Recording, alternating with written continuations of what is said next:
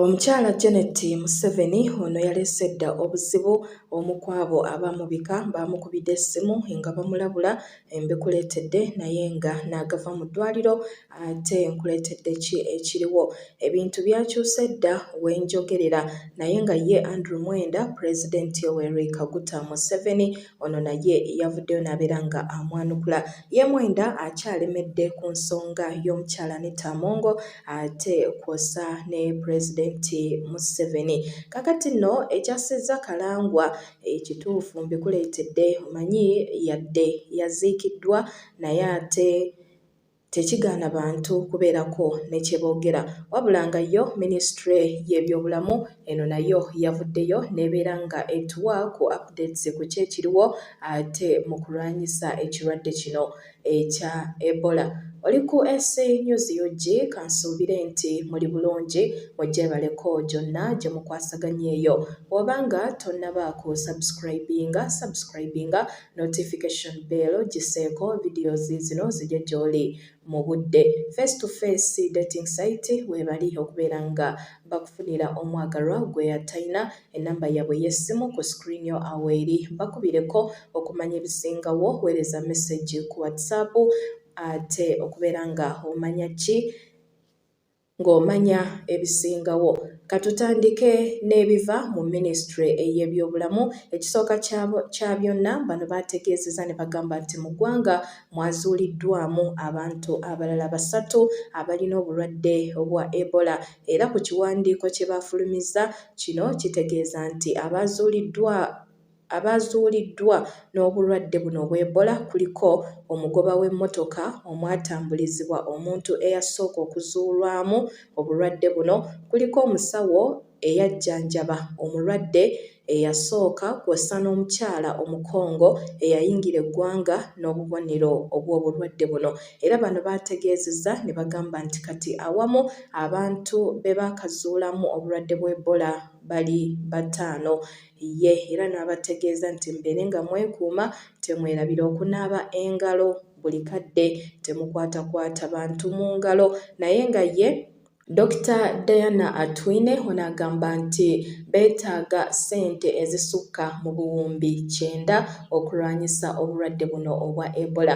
Yemba obuwumbi 9 tebugenda kumala so nga beetaaga ssente ate endala ezisukka mu buwumbi 9 okubeera nga balwanyisa obulwadde buno obwa Ebola. Akatambi kakano ate nkutwale ewa Pulezidenti Museveni yayanukudde aba CNN olw'okuba nabo bagenze ne bafulumya amawulire nga bategeeza nga Uganda ate ogenda mu lockdown olw'okuba ekirwadde kino ekya Ebola. Akatambi kakano ate Dr. Atwine nga agamba kutwale maaso. 90 billion for Ebola response is just a drop in an ocean. Because even right now as I talk, we have spent, I think, over $1 billion. Just the teams at the border, crisscrossing all those districts, picking samples from Arua, from Chisoro, from day and night. They have no idea. They just have no idea. That 90 billion for Ebola response is just a drop in an ocean. Kati Pulezidenti Museveni ono yayanukudde aba CNN omukutu ogwo gw'amawulire n'abategeeza nti okulwanyisa ekirwadde eky'Ebola kyangu nnyo ate n'okusinga nga bwe gwali mu kulwanyisa akawuka aka COVID-19. Bw'ati bwe yabaanukudde. Akatambi kakano bino bye bigambo bye ate tugende mu maaso. Watching CNN spreading fear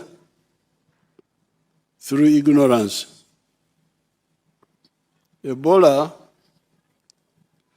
is much easier to control than corona. Corona was one of the biggest problems in the world, one of the most dangerous pandemics. Why? Because it was spreading through breathing. And Uganda was the most successful country in the whole world, I think, in controlling corona. We lost very few people because many of the countries are not serious in fighting a disease. Here we controlled it. Now, therefore, Ebola is nothing compared to corona. Ebola spreads by intimate contact. Then somebody infected by Ebola is not infective all the time. It is only when the symptoms start showing that he or she starts being able to infect other people. And that is like after 5 days or 10 days. I think they are saying that the incubation period is like 21 days. Otherwise, this is really very easy to deal with. It's not a big problem. And we have always dealt with it very easily. So please, educate CNN. And even some of the governments need education. I hear some of the governments panicking, giving this and that. Tell them that you saw a teacher who can help them at no cost. Yadde ekirwadde ky'Ebola kino weekiri abaana era ku masomero bazzeeyo nga olunaku lw'olwaleero lwe bazzeemu okubeera ng'ate baddamu okukakkalabya emisomo gyabwe. Kati baagaliza ekisinga naye nga ku sayidi wano mu nsonga z'omukyala Janet Museveni munnange nno ekigenda mu maaso kigambibwa nti buli muntu yenna yavaayo n'akakasa okufa kw'omukyala ono agenda kubeera nga akwatibwa. Buli muntu yenna yavaayo n'ayatula n'akamwa ke nti Janet Museveni yafudde agenda kubeera ng'akola ki nga akwatibwa era mwalabuddwa dda gwe ng'oli eyo nga wakifulumya n'otegeeza abantu nti omukyalo ono afudde ate ogenda kubeera ng'okola ki nga okwatibwa naye nga waliwo omwami amanyiddwa nga Dr. Nico munnakibiina kya NUP ono nga musajja muzungu wano munnange naye minisita Balamu yamukubirako akasimu n'amutegeeza nti abeere ng'awa ekitiibwa omukyala Janet Museveni maama w'eggwanga bw'alekerawo okubeera nga amuyita nti omugenzi alekerawo okubeera ng'ayogera bw'atyo kubanga oli si mufu bulamu. Akatambi kaakano bino bye byayogerwa ku ssimu naye ng'era n'omukulu ono ate tannazikiza era akyagenda mu maaso n'okwogera ye kyakakasa nti ddala kituufu naye nga minisita Balamu yamulabudde. Akatambi kaakano ate tugende mu maaso. I want you to apologize for calling our mother Janet. She's Mama Janet. She's the mother of the nation. Mm-hmm. The late Janet even promised to come with repair payments, which of course never came for that family. And that was just an innocent baby being killed by the evil Museveni regime. Who's the late Janet? Who's the late Janet? Janet, that I think has died. Why wasn't she at the swearing in? Why wasn't she at the swearing in? Janet Museveni. Yes, we think she's dead. Don't call our mother of nation. She's not a mother. She's very evil. Under her, yeah, the whole education system of Uganda has failed. Why are all you guys sending your children abroad for education? No, it has failed. When you call me, I give you respect. I want you to apologize for calling our mother Janet. She's Mama Janet. She's the mother of the nation. Mm-hmm. You know, all these people, why haven't you given respect to Yasin Kavuma, who was killed by security forces? Why haven't you paid respect to all those that were killed in Kasese? Why haven't you paid respect to Rita Nabukenya? Yeah, or Frank Santessa? This is selective. According to you, this family has more rights. No, you are believing in God, not so. According to God, every human has value. But for NRM, only the Museveni family has value. It's not like that, Honorable Balam. Janet Museveni is dead! Janet Museveni is dead! I just love saying that because it shows the mortality of this dictator and his wife. They're close to death, whether she's actually dead or not. She is mentally dead. This regime is dead. And I don't understand, Mike, why you're so bothered about this statement of mine. I would say be bothered about your loved ones that they killed. Because you've told me personally that you lost loved ones. And by the way, did you get a post-mortem report for that? Sometimes I wonder, when was the last time you were in Uganda? Because sometimes you seem a little bit disconnected from the situation on the ground. A piece of paper like a post-mortem, you can just get it on any street corner in Uganda. A piece of paper doesn't mean anything. This is a lying regime that can create any kind of documentation just like that. N'omukulu Lumbuye ate naye yavuddeyo n'abeera nga ayina engeri gye yamenyeewo kiri eky'okugamba nti Janet Museveni ate kwegamba alabika nga ze mbuyaga ezikunta. Ono era n'abategeeza nti kirabika Katonda yamuwaddeyo ate omukisa omulala okubeera nti abeera mulamu. Akatambi kaakano ate tugende maaso.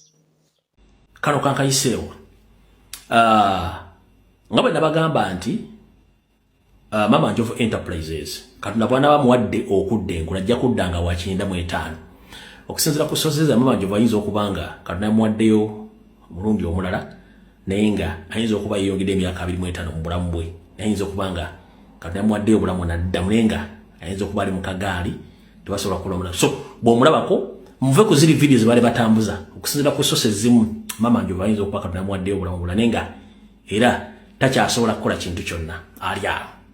So mbage mubeera awe akiyinza muyinza omulabako naye nga si mu public muyinza okiwulirako Katonda yamuwaddeyo obulamu obutono ennyo naye biyagenda wansanvu muyinza okumulako ng'awezezza 95 okusinziira ku label sources zange. Mama Njovu ayinza okuba Katonda yamuwaddeyo obulamu obutini nnyo naye nga muyinza omulanga wa 95 naye yagenda wansanvu ne kati nekye yamuvuze emyaka 25 mu maaso muyinza omulabako ng'ali mu kagaali. So mulinde mukko tukyako naye okusinziira ku label sources zange ayinza okuba nga yamuwaddeeko naye nga nekye yamuvuze emyaka 25 mu maaso mujja mulabako muyinza omulabako omuntu amulabako naye nga okusinziira ku label sources mujja kira bulungi nnyo.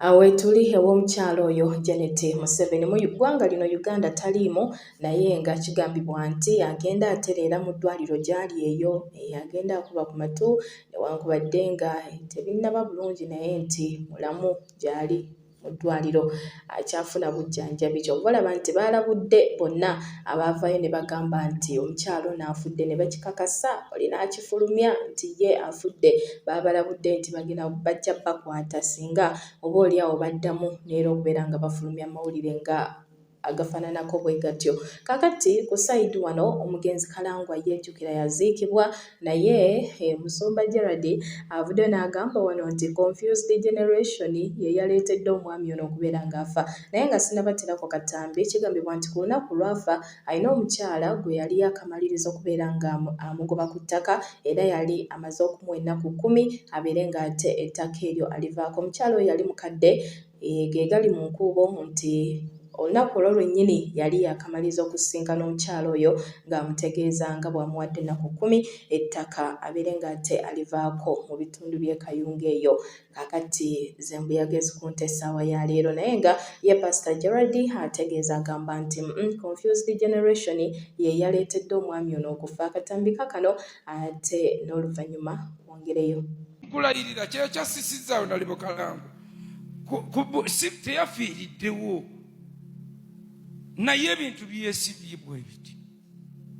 Accident agifunye emmotoka ebbye emmotoka emala okuba bamutemyemu omwana n'amuteeka ku booda ekyo kyokka ku booda nakyo kyewuunyisa n'amutwala mu kalwaliro wakeekayo nga bwamutuusaayo ate ne bagaa tebajja musobola ekyo kyokka kyewuunyisa tebajja musobola nakyo kyewuunyisa okumusobola kutya wasoma ki ani yateeka abatasobola awo we bali confused generation bwe batasobodde ne bamuteeka mu ambulance neefa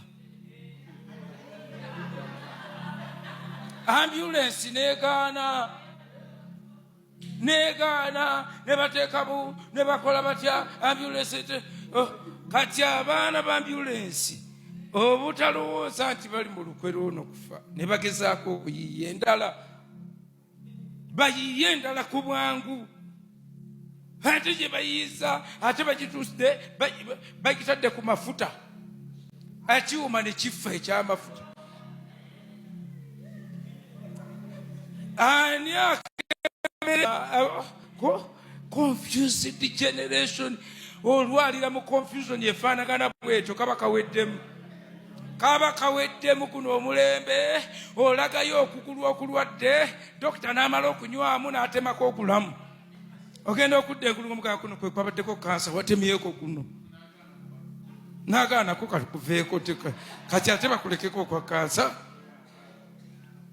Confused generation ebintu bigenda kubatabukako olwaleero mwabaze mu night prayer muyina omukisa tinjagala kubataasa mu kavuyo akavuyo nze njagala mbalengerere nga bwe mmala obbalabula nenzirayo neneerwanako nensigala nga nyimiridde ebisigadde nsigala nkulaba bulabi konze wuuyo wuuli naye nze nina kimu kyokka bwe kiti kyemmanyi ku mukulu Kalangwa the deceased nti yazaala omuwala akyasinza okubeera n'empisa embi n'omutima omubi former RDC w'e Buvuma eyaduumira okunkuba bwe nali nkoze omukolo gw'abakyala oba Women's Day in Bwema Sub-County in 2023.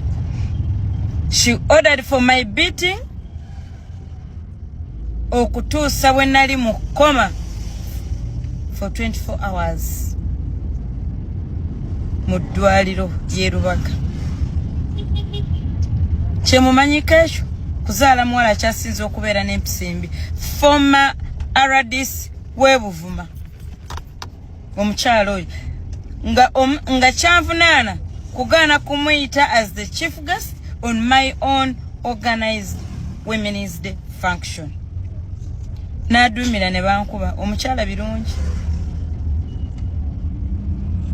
Former woman MP contestant Kayunga yaduumira okunkuba kyemumanyiko omugenzi kuzaala muwala alina empisa embi omuwala yalatwalira amateeka mu ngalo. May your soul rest in eternal peace.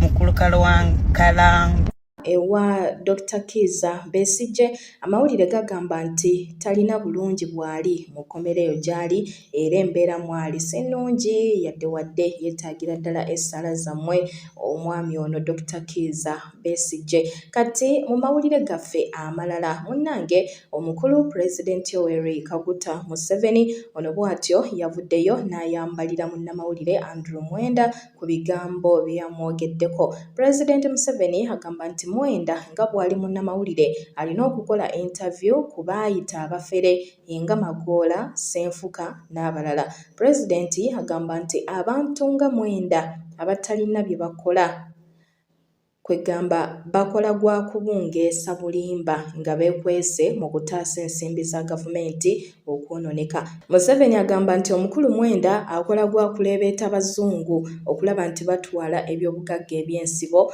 ate mu Uganda wano. Museveni bw'ati bwe yavuddeyo n'abeera nga yanukula omukulu Mwenda yamutegeezeza nti interview yali badde azikola ku baayita abafere nga Magoola kw'ossa ne Senfuka ate kw'ossa n'abalala. Kati ye Andrew Mwenda bino bye bigambo bye kamukuwe ate abeere nga akwongerayo tusinkane mu vidiyo enaberezeeko katusooke tuveeko wano mu Kalango Ssempebwa Property Consultants ate n'oluvannyuma Andrew Mwenda. Ssempebwa Property Consultants Limited eno promotion gye twabaleetedde bw'enaakuyitako nga tofuuse landlord mu estate yaffe eno ogenda kuba osubiddwa opportunity ey'amaanyi ddala ddala. Njagala owulirize bulungi kuba saagala mukisa guno gukusubwe. Nakugambye nti ku estate yaffe ey'Empigi twalonkinze promotion eri mu kulwaninga okumala omwezi mulamba nga londa ku option zino 3 gwe gy'olaba esinga okukukolera gy'oba oyitamu ofuuke landlord mu estate eno. Option esooka jangu otandike ne millions 7 ojje ng'oteekayo emu kitundu okumala emyezi 5 ogenda kuba omazeeyo polotiyo ng'oweebwa ekyapa kyo. Option ey'okubiri jangu otandike ne millions 5 ojje ng'oteekayo 2 naawe mu myezi 5 ogenda kuba omazeeyo polotiyo ng'oweebwa ekyapa kyo. Ne option ey'okusatu jangu otandike ne millions 3 ojje ng'oteekayo 3 mu myezi 4 ogenda kuba omazeeyo polotiyo ng'oweebwa ekyapa kyo. Poloti mu estate eno ziva ku millions 15 tulina mwezi 15 tulina mwezi 11 16 tulina mwezi 18 so gwe woba osiimye ogenda kuyita mu nkola ezo zenkumenyedde obeere ng'ofuuka landiroodi mu estate eno baganda baffe abali ku kyeyo temwalisaanye kusubwa opportunity eno kuba nakugamba nti gwe omuntu ali ku kyeyo ekintu kiri kimu kyokka ky'osobola okuteekamu ssente zo ne ziba nga zigenda kubeera safe ate nga zeekubisaamu it is real estate. Real estate ye investment yokka gwe omuntu ali ku kyeyo gy'osobola okuteekamu ssente. Ekisooka ettaka ne likuyamba okuba nti likuŋŋaanyiriza ssente. Ekyokubiri ettaka ne likuyamba okuba nti likuuma ssente zo nga ziri safe. N'ekyokusatu ssente zo ne ziba nga zeekubisaamu. Bw'onookomawo then ku ttaka eryo tuba tusobola okutundako awo n'otandika bizinensi gy'obeera oyagadde okutandika kuba nakugamba nti yenkola yokka gwe omuntu ali ku kyeyo gy'osobola okuyitamu bw'oba toyagala kyeyo kyo kikusale. Bino bye mbagamba mbiweerako obujulizi kuba gye muli naliyo nze yenkola gye nakozesa era abantu bonna be tugisomesezza ne bagiteeka mu nkola mwana wattu bo bavudde ku kyeyo ekyeyo kyabwe nga tekibasaze kubanga buli w'obeera n'ettaka ly'oteekamu ssente zo kikuyamba okweggyako unnecessary spendings kikuyamba okwewala okuspendinga ssente zo mu bintu ebimu ebitasaanidde so kozesa omukisa guno ojje ofuuke landiroodi mu estate yaffe eno. Estate eno we twagiggulirawo twalinawo plots 10 naye wenjogerera plots ezisinga obungi zibuukingiddwa kitegeezebwa nti gwe ng'okyagaanya okusalawo bannaabagezigezi bo we balaba vidiyo bateeka mu nkola kyokka ate estate eno nakugambye nti yemu ku estate gy'ogenda okuteekamu ssente zo nga mu space ntono nnyo ssente zo zigenda kuba zeekubisizaamu olw'ensonga nti strategically essaawa zino mpigi kye kimu ku bifo ebituufu ennyo okuinvestingamu ssente kubanga factors zonna lwaki ettaka ly'empigi ligenda kukulira ku speed ya waggulu we ziri in place. Mpigi alina amakubo 3 gali mu kukolebwa. Ekitundu kyonna buli we kikolebwamu amakubo value y'ettaka mu kitundu ekyo erinnyira ku speed ya waggulu. Essaawa zino plots za millions 15 naye kukakasa nti mu space ya myaka 5 estate eno plots zigenda kuba ziri wakati wa millions za 3. Kati imagine omuntu agenda okuba ng'aguze plot 4 oba plot 5 agenda kuba akoze ssente mmeka kubanga mwebali ababuukinze plot bwe zityo. Kati olowooza omuntu abuukinze plot 5 plot 6 agenda kuba akoze ssente mmeka kyokka ng'ate ssente teyazikwata mulundi gumu yajja ateekayo mu installments. Promotion eno erwaninga okumala omwezi gumu gwokka. Tosubwa mukisa guno jangu mu inbox obuukinge plot yo kati. When you're discussing Anita Among, I told you, I think when it comes to politics, I will give her a triple A rating. Remember? I remember. Because she has a very good intuition about the nature of the Ugandan psychology. More than anybody. She understands I should tell you people. another thing. If you read that article I wrote, the Museveni Anita Among bromance, I said in it that with 20% of the budget, she was able to achieve about 400% of the results Museveni did. Museveni used to spend, before Anita Among became speaker, Museveni would invite the NRM caucus, argue with them, serve them tea, pay their loans, pay their transport, clear their cars, send their children abroad for treatment, and pay everything. Museveni was spending a lot of money trying to control parliament. And not a single speaker before Anita Among lifted this burden from Museveni. Don't forget that Museveni is growing old. He cannot afford to sustain continuous battle at different war fronts or constant war at different battlefronts. He has to preserve his energy and fight less. So what Anita did from Museveni and why she became so powerful is that she came and said, Mzee, you don't need to give us money. She started using the parliamentary budget to buy off MPs, to influence them to achieve whatever she wanted.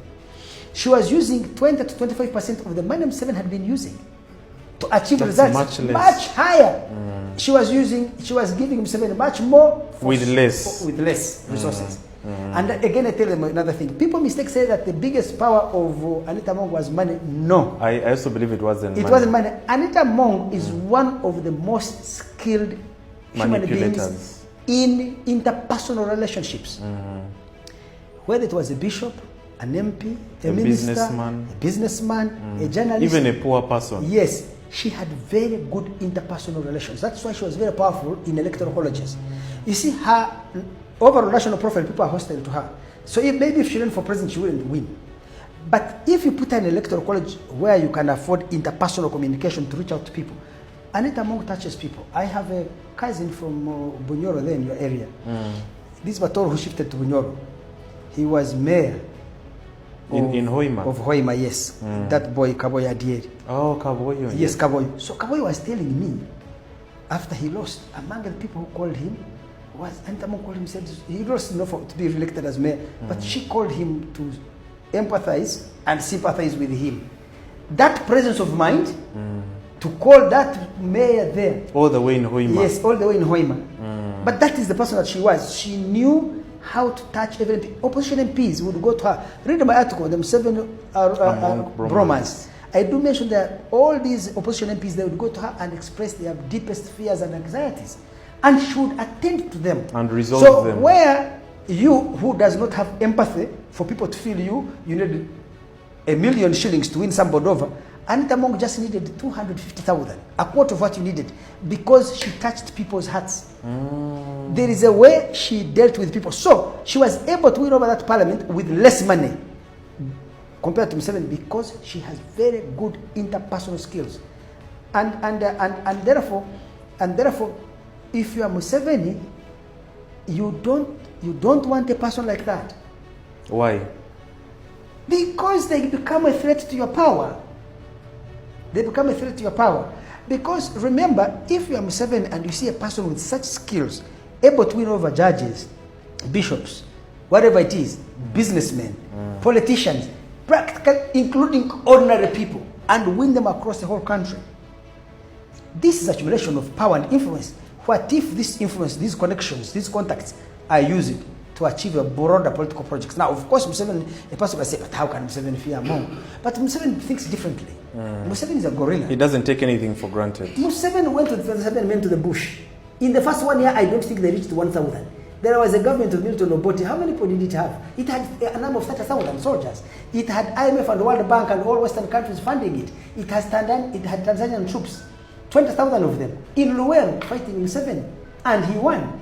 So Museveni cannot take anything for granted. He knows that with very small capacity, if you are skilled, you can be a David and take on a Goliath and win.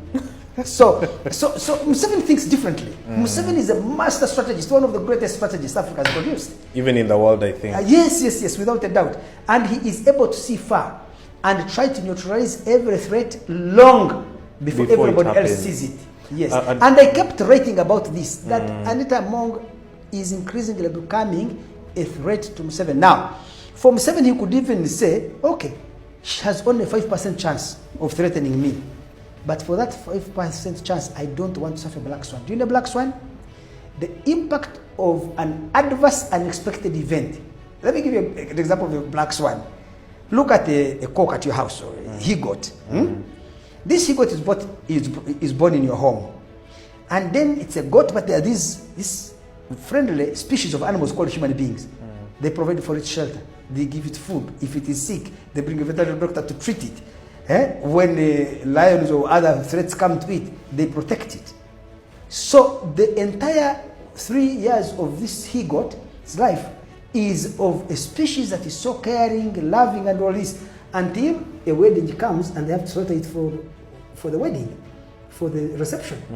That slaughter is totally inconsistent with her entire history, or rather this he-goat's, his entire history of being pampered by this species of animals called human beings. There is a disconnect between the slaughter, finally, to eat it, and the way it was being groomed. Those are called black swans. The impact. So you have this Anita Among, she has done for you all these things. She was always praising you. She has built a hospital named it after Mhozi. Even the technical school. Yes. We saw Natasha Hall, Museveni Hall. She has done all this. But those could be blankets on your sight. They are blinding you from seeing the threat. And that's what Museveni has to look at. Museveni has to say, oh, okay, she's a good girl. She may not threaten me, but in case she does so, I don't want to be shocked. I don't take the chance. The impact will be so adverse to me. So I had better decapitate her now. Take her out now before it. Once she's decapitated, you know Museveni is a grandmaster. So he will invite her. Fox Fashions. Ekadiringa mongoye nebigenderako.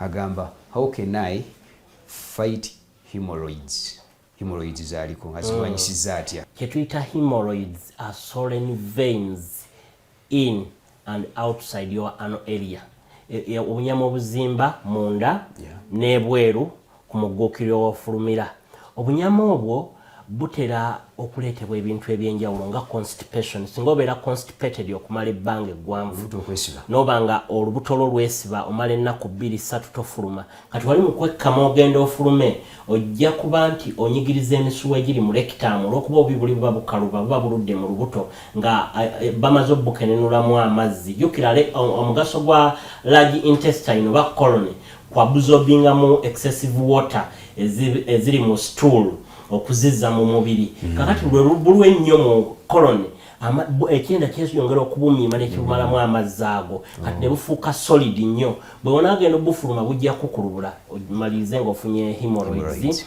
ennyama ezimba w'ofulumira poor eating habits abantu abalina endya etali nnungi naddala abali emmere etalina fibers bannange envendirwa ennungi nnyo kuba zirimu chlorophyll envendirwa ezo zirimu ziyamba okuboostinga enzymes mu digestion yaffe zituyamba zirimu ebirungo bya laxatives emmere gy'olya terwa mu lubuto kati buli okozesa envendirwa ezo neziwerekera emmere gy'olidde si kyangu kufuna hemorrhoids abatalya nvandirwa bafuna nnyo hemorrhoids okunywa amazzi kikulu nnyo amazzi gabeera absorbed direct mu mubiri ne gayambako okutotobaza ekyenda si kyangu kufuna hemorrhoids okwekuniza abantu abasinga beekuniza oyagala genda mu toilet n'oganja genda edda munange embeera y'ekibuga kati ne ssente buli wogenda osasula yakudde ewaka abamu olusi batya infections ekyo ekiraba kitegerekeka naye mutambule ne disinfectants wano ku Biv Organic weziri akadagala ko spray nga ku toilet nga tonabasitamawo kakuyamba okutta obuko obutafuna candida obutafuna UTIs